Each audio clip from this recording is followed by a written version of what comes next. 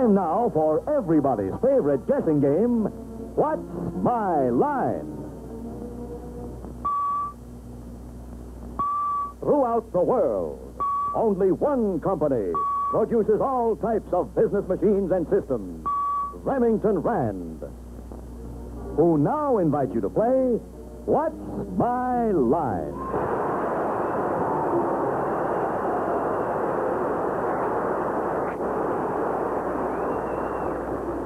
And now let's meet our award-winning What's My Line panel. First, the delightful star of stage and television who just returned to us from Florida, Miss Arlene Francis.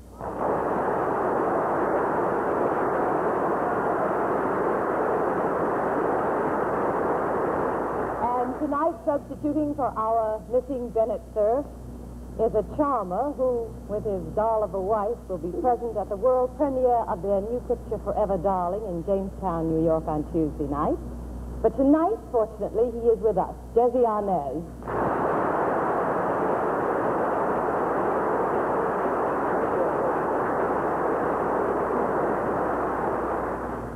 To my left, ladies and gentlemen, a very lovely and charming young lady who's one of my favorite columnists and whom I had the pleasure of knowing for many years, Miss Dorothy Kilgallen.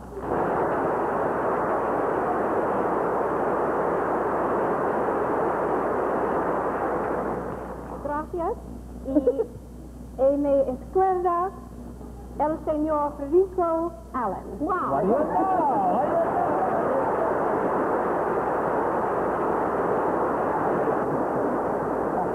That man you introduced, Dorothy, couldn't come tonight. Ladies and gentlemen, if this show was Zoo Parade, I might be here introducing a buck-toothed razorback hog. But since this is What's My Line, I am here on purpose to introduce our moderator, Super Sly John Daly.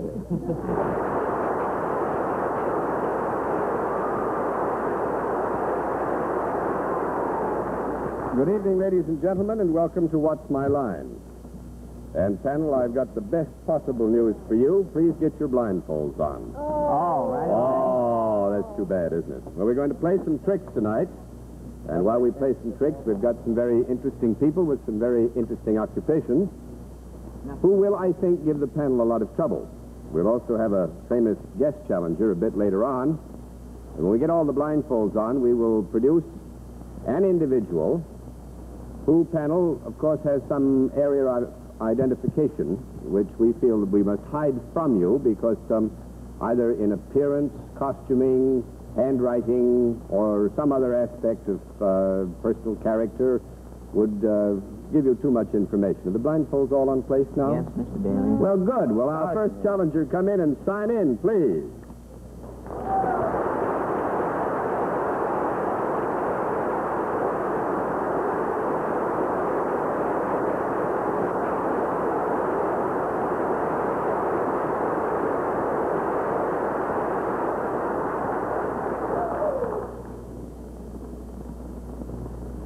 There we are. Now, panel, needless to say, I can't tell you what our guest's name is because there again we might tell you too much. So I will ask our guest, first of all, if he is familiar with our scoring operation. Are you? Yep. Well, if you're familiar with the scoring operation, let's let our friends here in the theater, the folks who are at home, know exactly what your line is.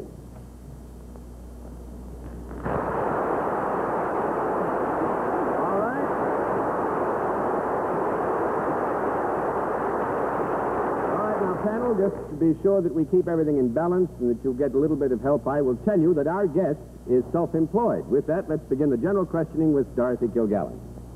Do you work for... Oh, no, you don't. You're self-employed. Yes. Oh. Do you deal in services rather than a product? Yep. Are your services such that they would bring you to the attention of the general public? Are your services such that they would bring you to the attention of the general public? Yep. Does your picture ever appear in the newspapers? Yep. When you're doing whatever it is that you do people watch you? No. But I would say that there is an occasion when that might be true, Miss Kilgallen, so you continue.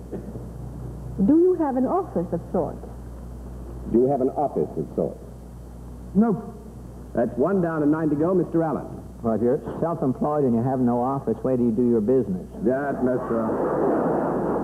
Now, this is not to say that our guest might not on occasion work in an office, but equally he might work elsewhere, so that the question is answered correctly when we say there is not a specific office to which he must repair on. Well, would we know him by sight, this gentleman, if we weren't blindfolded? Do you think we would know him by sight? I would say, Fred, if our guest will permit me to answer, that is likely. Is he in the political field? Only loosely. Daddy, dinner with Lucy?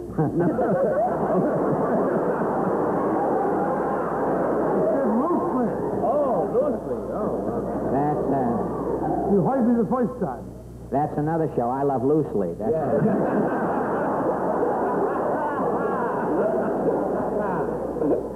Well, you're not in the Am I still on, John? Yeah, you're still on. I can't see what I'm doing here. It's dark in here.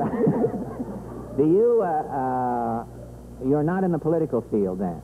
Well, actually, the question was answered, Fred, that you might consider that under certain circumstances and in another time or again in some future time, we would consider that our guest has had some connection with the political field. I'm not a candidate in this campaign. A candidate of this campaign? No, I'm not. You're not a candidate? No, sir. I heard that the groundhog came out and saw 3 shadows and went back in again. Mr. Stevenson, Kefauver, and the other gentleman. Are you a politician? No. That makes it 2 down and 8 to go, Miss Francis. One detects that your accent is not purely American. Is it possible that you come from another country? Yep. Is the other country England? Yep. Swell. You're not a politician. You're from England? Heavens.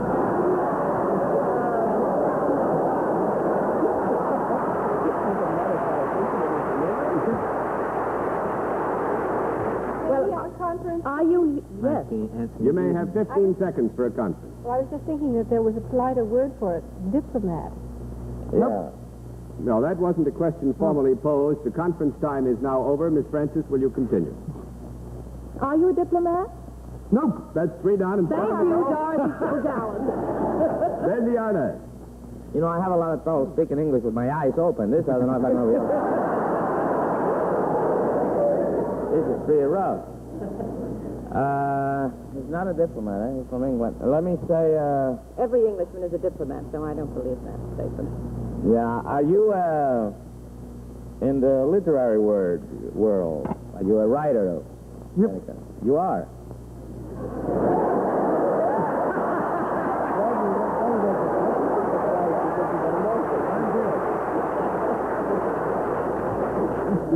Maybe you're right. All right, Desi, now. Desi, Yes, you got it. John? Now, what are you going to do with it? Well, now, let me see. Do you write mostly just for, no, I mean for books, or you also write for the screen? Now, you want to break that up into 2 nice questions, which can be answered yes and no. Watch your step, because I think everybody should know, by the way, that Miss Lucy is over in Grand Central Station watching the program on a television set, because they're both going to Jamestown for the opening of the new Yeah, but picture. she's not and helping me any over there now, Ross. I think You the better be television good. set's left on track 5. Wait, what was the answer to that question, Well, John? it was a 2-part question, Desi. If you'll break it down into 2 questions, would you like to ask the specific question, does our guest write books? Yeah, yes. Yep. He writes books.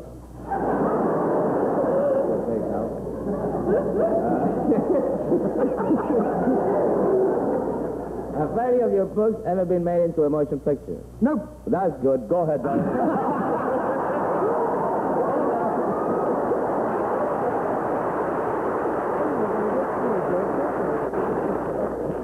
One out of 6 to go, Miss Gilgella. Are you noted for your works of non-fiction rather than fiction? And I have a feeling I've asked that wrong. Nope. That makes it, It's more fictional. let me have a small conference. More fiction than non-fiction. I know. Shakespeare. Would you ask that question again, Miss Dorothy? You mean the way I asked it before? Yeah. Well, what I asked was, are you more famous for your works of non-fiction than for your fiction? Yep. Oh. Oh, Lord. Do you, by any chance, dabble in poetry? Nope. That makes it 5 down and 5 to go, Mr. Allen. Do you have a famous father? Yep. Are you Mr. Randolph Churchill? Yep.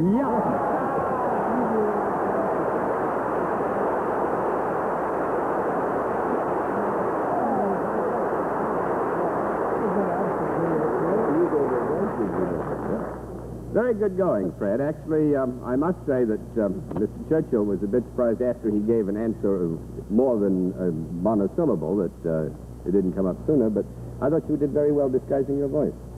Well, I met Mr. Churchill. He may not remember it. Nobody remembers it when they've met me. But when we were in London with Tallulah's 3 or 4 years ago, I remember very well. and I met you there, Wouldn't forget a thing like that. and as it went around, I I couldn't see you through the remembered your mouth. voice. Well, I wasn't talking with my eyes. My pupils were sitting down at the moment.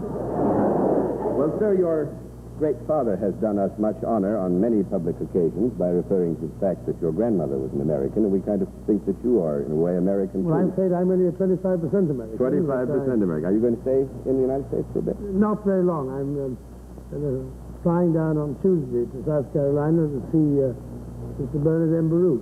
I rather want to know what's going on in this country, and I find he usually has some clues. And I'm coming back and flying back with him on Friday. Well, it's very nice of you to have taken some time out to spend with us. Thanks. It's Thank been you. good to have you on.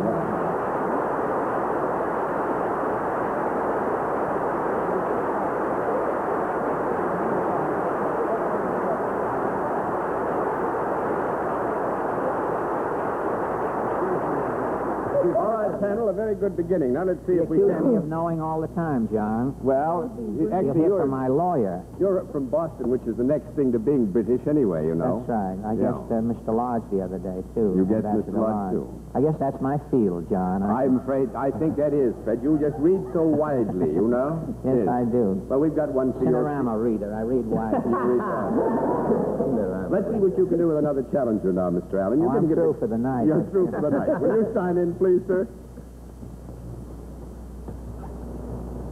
Floyd. Carlson, is that right, sir?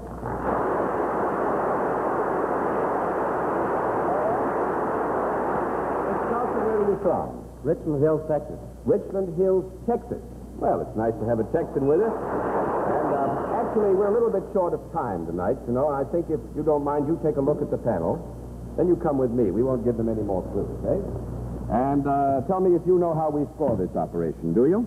Yes, I do. You do know how we score it? Then let's let the folks at home and our friends here know exactly what your line is.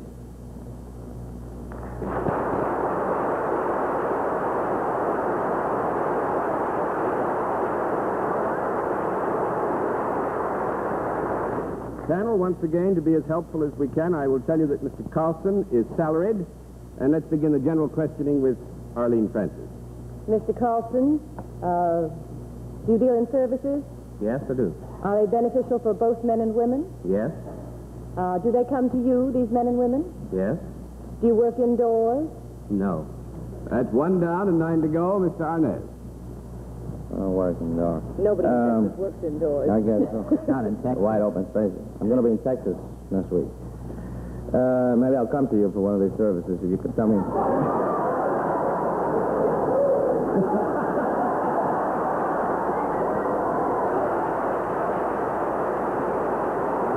I hope it'll be nice. Yeah. If I went to you for one of these, will I feel better after I got through with it? Yeah? I would feel better? I would think so, Desi. I think it's fair and safe to say that if you were to call on Mr. Carlson for his services, you'd feel pleased about having had them.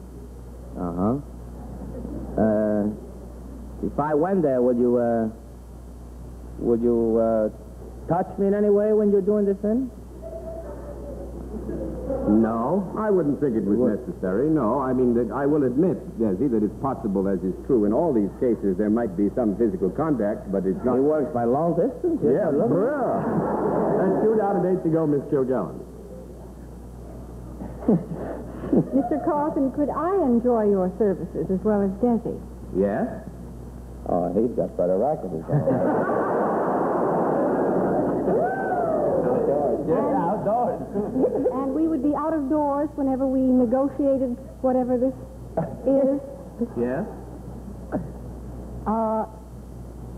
What part of Texas did you say you were from? Richland Hills. Where's that near? Texas. No clue.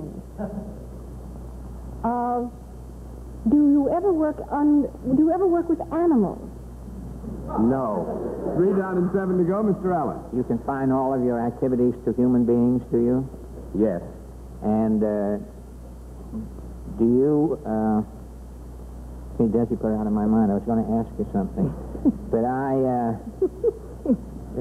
you work out of doors. Is there a product involved in what you do? Of any sort? No, not... no. Actually, there is, as is often the case, but a product, in the area. But basically, our friend, Mr. Carlson, deals in services. He does not convey or purvey a product of any kind. Good. Yes. That's 4 down and 6 to go, Miss Francis. Mr. Carlson, since you work out of doors, does locomotion have anything to do with your job? Yes? Do you, in carrying on your work, go from one place to another? Yes? Do you go from one place to another in the air? Yes? Jolly good.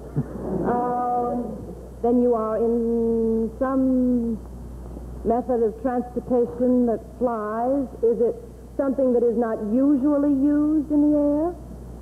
I mean, is it unlike an airplane, for example, that is average? Everybody uses those. Do you have some other mode of transportation in the air other than an airplane? You mean a standard commercial airliner? All right, John, yes.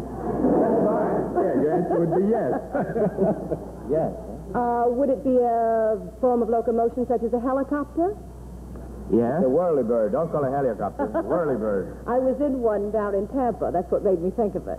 Do you operate a helicopter line? Yes.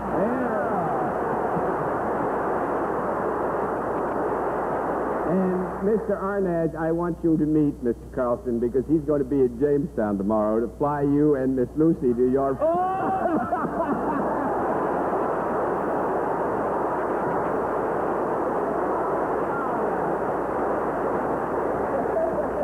And You actually, better go get some rest, huh? You better go home and get some rest. Actually, Mr. Carlson, and by the way, I think statistics are very interesting in this degree. He's one of the test pilots for Bell Aircraft, but this is the 3rd man in the United States to get a helicopter license. Lovely. Mr. Carlson, thanks very much. We gave him enough time. It was nice to have you with us to watch my life. I'm sorry, panel. That was a tough one. We thought we'd do much better. Now, in just a moment, we're going to meet tonight's mystery guest. But first, for a message from Remington Rand, we switch you to the CBS remote unit.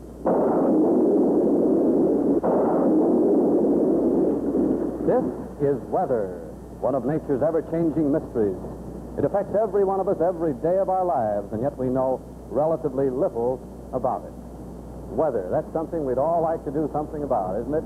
And so tonight we've brought you down here to Remington Rand's New York Computing Center in order that we might show you that something actually is being done about it. The hero of our story tonight is the giant electronic brain developed by Remington Rand, Novak.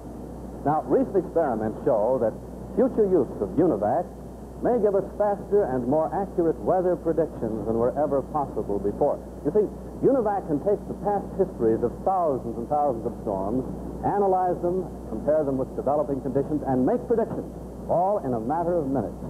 Calculations that would ordinarily take hundreds of man-hours to complete. Data from guided weather rockets, radar observation stations, weather stations, all of this can be fed into the computer through these magnetic tapes at a rate of 12,000 numbers or letters per second. The memory tanks make immediately available 12,000 additional units of information. And all of this complex weather data is analyzed in the heart of the Novak, the electronic central computer. capable of making over 2,000 mathematical calculations per second. Now, here is where we get the answer. You might call it the voice of UNIVAC. Actually, it's a high-speed printer that prints results at the rate of 600 lines a minute. So you can see that UNIVAC is both fast and versatile. But most important is the assurance that UNIVAC will give you the right answer. And that's made possible by UNIVAC's unique ability to check itself on possible errors. Let's watch right now as UNIVAC puts itself through one of these self-examinations. Here it is checking on some of its own units. It's really an amazing system, isn't it? Amazing and yet so wonderfully practical. Remington Rand makes 4 basic UNIVAC models. The general-purpose UNIVAC, which you've seen tonight, UNIVAC Scientific, UNIVAC File Computer, UNIVAC Punch Card Computer. Each of them capable of literally hundreds of applications from weather forecasting to complete business control. Today, UNIVAC is saving time and increasing efficiency for science, business, industry, and government. And of course, that is the business of Remington Rand. And now we come to the special feature of our program, the appearance of our mystery celebrity, for which my friends on the panel are once again blindfolded. Are the blindfolds all in place, panel? Yes, Mr. Daly. Senor.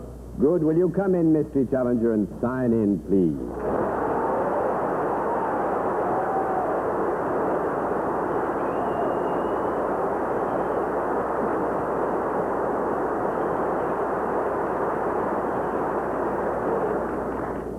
Panel, as you know, in the case of our mystery challenger, we go to a different form of questioning. You may ask one question at a time, in turn, moving clockwise.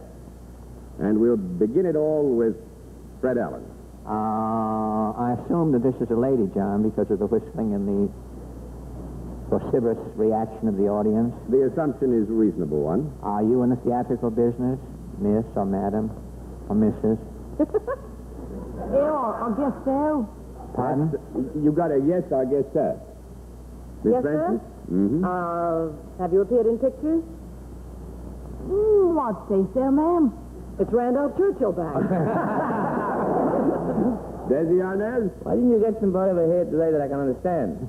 I can't understand you, sir. Oh, I like her. Are you appearing on television? Have you appeared on television besides right now? I mean, Oh, I've been on a few times, yes, sir. Miss Kilgallen? Have you appeared in the Broadway theater? No, I haven't.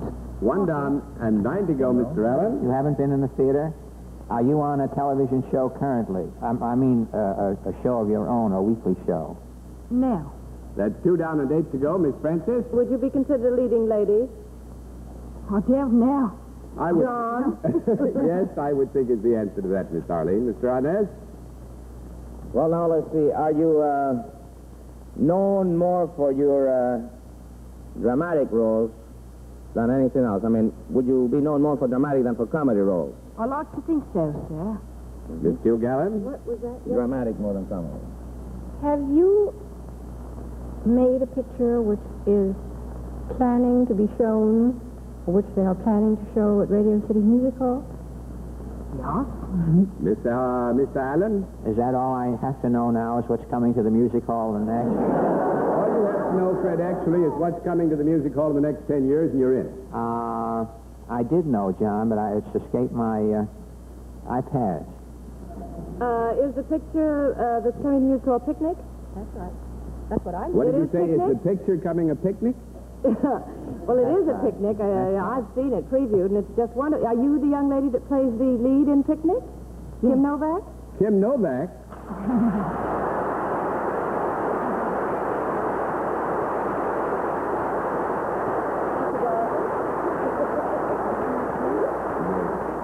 Oh, well, that's easy. We'll kick it over. Where do you want it to go? There, you name it. Now, actually, I must say, Miss Kim, you did a very good job with that English accent.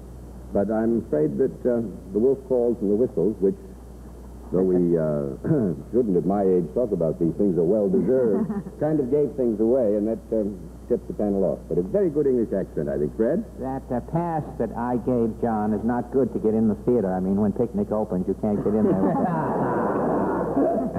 Have you heard that the American Tobacco Company is going to put a filter on Old Smoky? Have you heard that?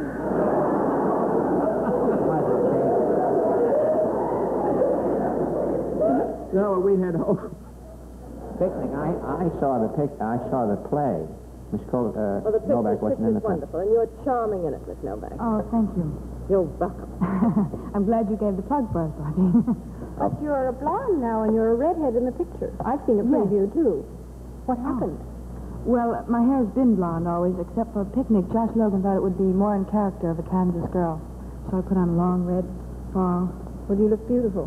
Our very good friend, Mr. Holden, is in that picture. He does a wonderful job. We had a lot of fun doing a TV show with Bill a couple of years ago when he wound up with a face full of pie and all that stuff. You know? Oh, I saw that. Well, actually, I don't want you to wind up with a face full of pie. We're not no plans for that tonight. We want to thank you very much for being our guest, and a prettier one we haven't had in many a moon. Thanks a lot for being with us. Nice to see you. Will you take it?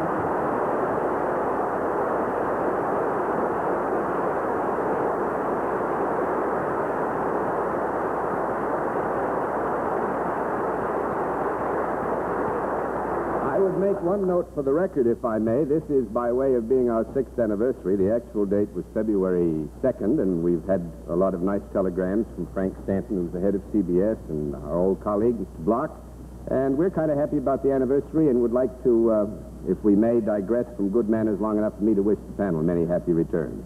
Before the panel says good night, may I remind you to tune in again next week at 10:30 p.m. Eastern Standard Time, when once again we invite you to play What's My Line? For other localities, check your local listings for the date and the time of our weekly series. And now a word from next week's sponsor.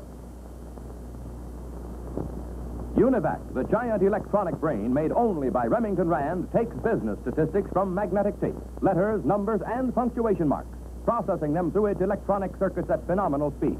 Univac can compute payrolls electronically, then produce printed checks in a flash. Over 8,000 checks an hour with this high-speed printer. Univac leads the field of electronic computing.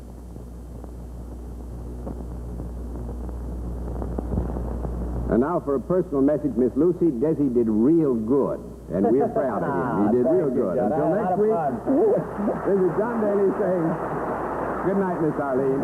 Good night, and good night, Desi, and you have to get ready now to run to meet Lucy and the train. It was fun having you with us. Good night, Dorothy. Good night, Jesse. Thanks for every sin. Bye, Lucy. Adios, friend. Good night, John. Good night, Mr. Did Al. you hear about the boy who won the $100,000 in the big surprise? They just caught him this afternoon. His father, he got away with the money. He bought 5 Fanny Farmer candy stores. He bought it. Good night, Fred, and good night, ladies and gentlemen. Thanks for being with us on What's My Line? Travel arrangements on What's My Line are made for American Airlines. American Airlines flies our contestants in luxurious comfort aboard DC-7 flagship. This has been a Mark Goodson, Bill Codman production, in association with the CBS Television Network.